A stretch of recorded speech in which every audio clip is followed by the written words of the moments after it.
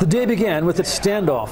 Riot police on one side of the razor wire, several thousand chanting protesters on the other. Bahrain's leaders had already withdrawn army tanks and troops under pressure from Western leaders following a violent crackdown on Thursday. But the demonstrators weren't impressed. Every police request for them to leave was met with chants of, "We are peaceful." Then, without warning, the riot police beat a hasty retreat. The crowd surged forward. A cheering, placard-waving river of people took back Pearl Square. Even they could hardly believe it. The victory is about democracy. If we want to be no less than what democratic people in the West, the democracy they enjoy. There is no indication their demands will be met, but today they were enjoying the moment. For the protesters, this is the victory for which all the blood was shed. Control of Pearl Square gives them a focal point for their demands. But one of those demands is for the removal of the ruling dynasty, and the troops weren't pulled out to let that happen. Even as the square was being reclaimed,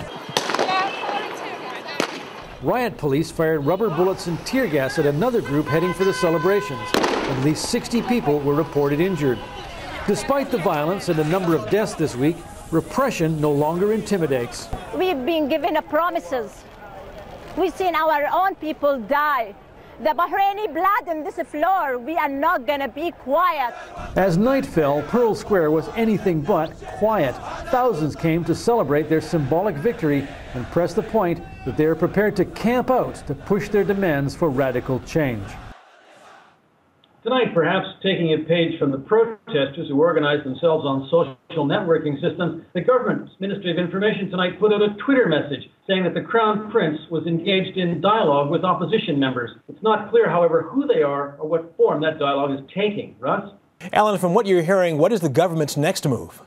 They have to talk. And it seems like the Crown Prince is the one that the public will trust if they trust anybody in the royal family. They say they don't trust them, but the Crown Prince does have some credibility. He's in his 40s, and that's the way they're going to have to go. I don't see that they have any other way out of this. Alan Pizzey joining us via Skype from Bahrain. Thank you.